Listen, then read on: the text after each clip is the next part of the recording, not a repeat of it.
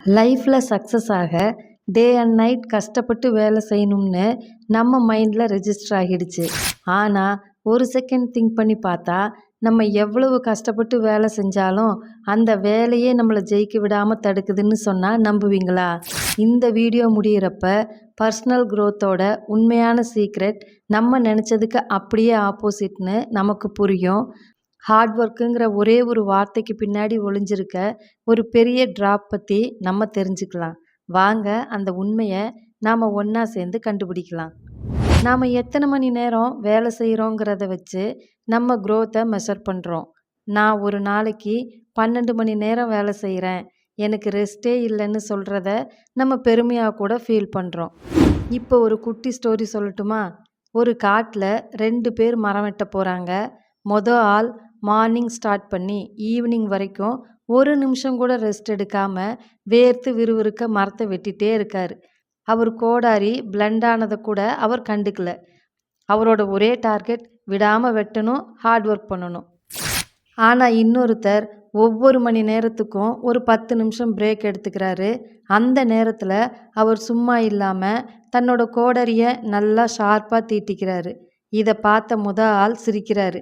நான் எவ்வளவு கஷ்டப்பட்டு வேலை செய்கிறேன், நீ இப்படி ஜாலியாக ரெஸ்ட் எடுத்துகிட்டு இருக்கியே, எப்படி ஜெயிக்க போகிறேன்னு கிண்டல் பண்ணுறாரு. எண்ட் ஆஃப் தி டேயில் யார் அதிகமாக மரம் வெட்டியிருப்பாங்கன்னு நினைக்கிறீங்க? டவுட்டே வேணாம், கோடரியை ஷார்ப்பாக வச்சுருந்தவர் தான். இந்த கதை ஒரு சிம்பிள் எக்ஸாம்பிள் தான். இங்கே ஹார்ட் ஒர்க்குங்கிறது அந்த பிளண்டான கோடரியை வச்சுக்கிட்டு கண்டினியூஸாக வெட்டுற மாதிரி தான். ஆமாம், நீங்கள் ட்ரை பண்ணுறீங்க, உங்கள் எனர்ஜி செலவாகுது, ஆனால் ரிசல்ட் ரொம்ப ரொம்ப கம்மியாக இருக்குது. வேலையோட ரிசல்ட்டை பற்றி திங்க் பண்ணாமல் வேலை மேலே மட்டும் கவனம் செலுத்துறது தான் பிளைண்ட் ஹார்ட் ஒர்க்கு. ஆனால் ஸ்மார்ட் ஒர்க்குங்கிறது நம்ம உழைப்பை எங்கே, எப்படி, எப்போ கரெக்டாக யூஸ் பண்ணணும்னு தெரிஞ்சு செய்கிறது. அப்போ ரியல் சீக்ரெட் தான் என்ன? அது ஒரே வார்த்தையில் சொல்கிற மாதிரி விஷயம் இல்லை.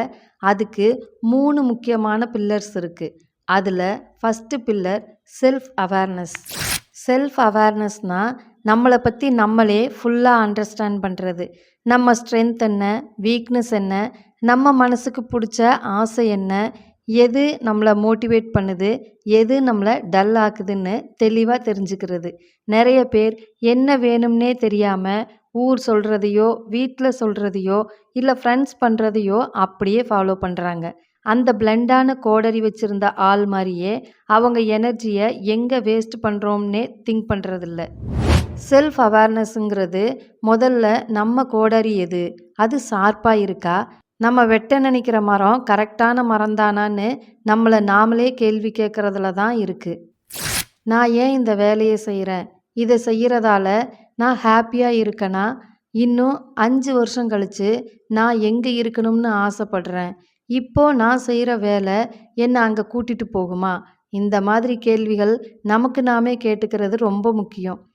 இந்த செல்ஃப் அனாலிசிஸ் நம்ம வழியை தெளிவாக காட்டும். நம்மளோட 2வது பில்லர் லைஃப் ஸ்கில்ஸ். இதை ஸ்மார்ட் ஒர்க்குக்கான டூல்ஸ்னு சொல்லலாம். ஸ்கூல், காலேஜில் நாம் கணக்கு, சயின்ஸுன்னு பல விஷயங்களை கற்றுக்குறோம். ஆனால் ஒரு டிசிஷன் எடுக்கிற ஸ்கில், திறமையாக பேசுகிற ஸ்கில், நம்ம எமோஷன்ஸை ஹேண்டில் பண்ணுற ஸ்கில் மாதிரியான லைஃப் ஸ்கில்ஸை நம்ம சரியாக கற்றுக்கிறதே இல்லை. நம்ம ஃபீல்டில் நம்ம எவ்வளோ பெரிய எக்ஸ்பர்ட்டாக இருந்தாலும் மற்றவங்களோட டீம் ஒர்க் பண்ண தெரியலன்னா, நம்ம ஐடியாவை தெளிவாக சொல்ல தெரியலன்னா, இல்லை ஒரு சிக்கல் வந்தால் பதட்டப்படாமல் தீர்வு காண தெரியலன்னா நம்ம க்ரோத் அங்கேயே ஸ்டாப் ஆகிடும். ஹார்ட் ஒர்க்குங்கிறது ஒரு மெஷின் மாதிரி வேலை செய்கிறது.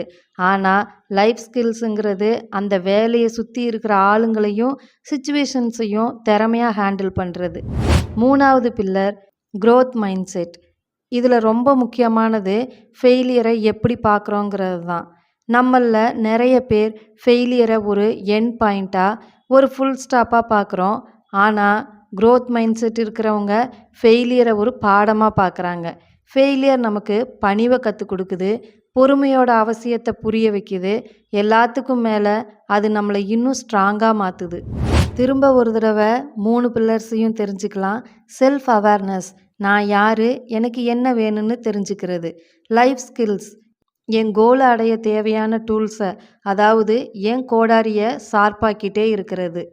growth மைண்ட் செட், ஃபெயிலியரை பார்த்து பயந்து ஓடாமல் அதிலிருந்து கற்றுக்கிட்டு முன்னேறி போகிறது.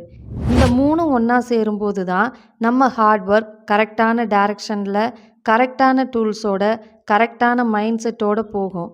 அப்போ growth உங்களை தேடி வரும். ஃபைனலாக இதை செய்ய ஒரு ஆக்ஷன் பிளானையும் தெரிஞ்சுக்கலாம். First plan, weekly review.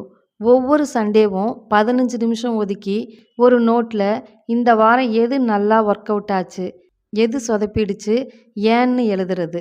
இந்த சின்ன ப்ராக்டிஸ் நம்ம செல்ஃப் அவேர்னஸை ஆச்சரியப்படுத்துகிற அளவுக்கு அதிகப்படுத்தும். அடுத்ததாக 1 மந்த் 1 ஸ்கில். ஒவ்வொரு மாதமும் ஒரு புது லைஃப் ஸ்கில்லை கற்றுக்க முடிவு பண்ணுறது. அது டைம் மேனேஜ்மெண்ட்டாக இருக்கலாம், பப்ளிக் ஸ்பீக்கிங்காக இருக்கலாம், இல்லை நமக்கு பிடிச்ச எந்த ஒரு புது விஷயத்தையும் கற்றுக்கிறதா இருக்கலாம். யூடியூப், ஆன்லைன் கோர்ஸ்னு கற்றுக்க எத்தனையோ வழி இருக்குது. உங்கள் கோடரியை கண்டினியூஸாக ஷார்ப் பண்ணுங்கள். Failure Journal. நமக்கு ஏற்படுற ஒவ்வொரு ஃபெயிலியரையும் ஒரு டைரியில் எழுதுறது. அந்த ஃபெயிலியர் எப்படி நடந்துச்சுன்னு மட்டும் எழுதாமல், இதில் இருந்து நான் கற்றுக்கிட்ட லெசன் என்னங்கிறத மறக்காமல் எழுதுறது. இது ஃபெயிலியர் மேலே இருக்கிற நம்ம பார்வையை மொத்தமாக மாற்றிடும். ஃப்ரெண்ட்ஸ், பர்சனல் க்ரோத்துங்கிறது ஒரு மலையில் கஷ்டப்பட்டு ஏறுறது மட்டும் கிடையாது. அது கரெக்டான வழியை தேர்ந்தெடுத்து, கரெக்டான டூல்ஸோட வழியில் இருக்கிற பூக்களையும் ரசிச்சுட்டே போகிற ஒரு ஹாப்பி ஜேர்னி மாதிரி. ஹார்ட் ஒர்க் முக்கியம்தான், ஆனால் அது மட்டுமே சீக்ரெட் இல்லை. உண்மையான சீக்ரெட் நம்மளை நாமளே புரிஞ்சுக்கிட்டு, கண்டினியூஸாக இம்ப்ரூவ் பண்ணிக்கிட்டு, ஒவ்வொரு எக்ஸ்பீரியன்ஸில் இருந்தும் கற்றுக்கிட்டு ஒரு முழுமையான மனுஷனாக வாழ்கிறது தான். இந்த ஐடியாஸ் பற்றி நீங்கள் என்ன நினைக்கிறீங்க? ஹார்ட் ஒர்க் பற்றின உங்கள் எக்ஸ்பீரியன்ஸ் என்ன? கீழே கமெண்ட்டில் எங்கள் கூட ஷேர் பண்ணுங்கள். இந்த வீடியோ உங்களுக்கு பிடிச்சிருந்தா லைக் பண்ணுங்கள், உங்கள் ஃப்ரெண்ட்ஸுக்கும் ஷேர் பண்ணுங்கள். இன்னும் இந்த மாதிரி வீடியோக்களுக்கு நம்ம சேனலுக்கு சப்ஸ்கிரைப் பண்ணுங்கள். வெற்றியில் நாம் ஜெயிக்கிறோம், தோல்வியில் நாம் கற்றுக்கிறோம். முதல்ல நல்லா கற்றுக்கலாம், அப்புறம் கண்டிப்பாக ஜெயிக்கலாம். நன்றி.